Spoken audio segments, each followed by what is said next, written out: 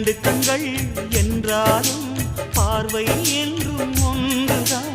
உருவத்திலே தனித்தனிதான், உள்ளம் என்றும் ஒன்றுதான். ஒரு சேவல்தான் நடை காத்தது, இந்த அதிசயம் பாருங்கள், கண்ணனை வாழ்த்துங்கள்.